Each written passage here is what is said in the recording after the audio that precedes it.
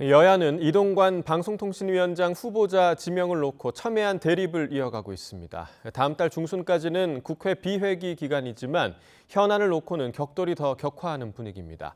국회 취재기자 연결합니다. 박기환 기자. 네, 국회입니다. 네, 여야 대표가 본격적인 휴가에 들어간다고요? 네, 그렇습니다. 국민의힘 김기현 대표는 오늘부터, 더불어민주당 이재명 대표도 내일부터 휴가에 들어갑니다. 다음 주에는 여야 원내대표들도 국회를 비우면서 본격적인 휴회기가 시작됐습니다. 7월 임시국회가 사흘 전 종료됐고 8월 임시국회는 다음 달 16일 개회할 예정입니다. 하지만 쟁점 현안을 둘러싼 여야 충돌은 계속되고 있습니다. 특히 이동관 방송통신위원장 후보자 지명 이후 오늘도 신경전이 이어졌습니다. 과방위 여당 간사인 국민의힘 박성중 의원은 아침 CBS 라디오에서 이 후보자가 공영방송의 공정성 확보 등 윤석열 정부의 국정과제를 추진할 적임자라고 강조했습니다. 이어 이 후보자가 MB정부 시절 언론 장악에 앞장섰다는 비판에 대해선 명확한 증거가 없다며 문재인 정부 시절 언론 탄압이 몇 배는 더 심했다고 주장했습니다.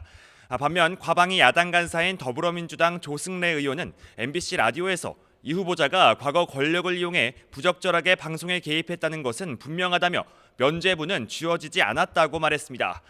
또 자녀 학폭 문제 등을 거듭 부각하면서 인사청문회 대상이 될 자격이 없다면서도 청문회 보이콧까지 검토한 적은 없다고 선을 그었습니다.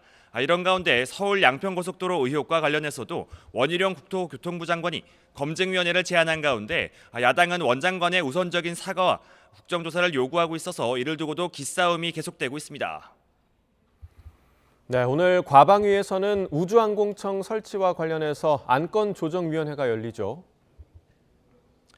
네, 그렇습니다. 국회 과학기술정보방송통신위원회는 오늘 오후 안건조정위원회를 열고 1소위 연장 선출 방안을 논의합니다.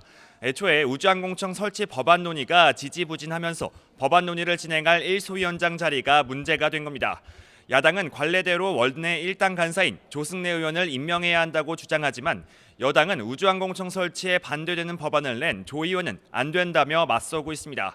안조위는 야당 3명, 여당 2명, 그리고 무소속 1명으로 구성되는데 국민의힘에서 탈당한 하영재 의원이 무소속 몫으로 포함돼 사실상 3대3 구도가 된 만큼 쉽사리 결론이 나오기는 어려울 것으로 보입니다.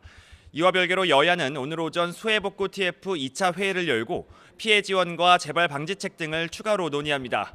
또 여당에서는 누누TV 등 불법 콘텐츠 유통 근절을 위한 민당정 협의회를 열고 민주당은 이태원 참사 특별법 제정을 위해 참사 희생자 유족 간담회를 진행할 예정입니다.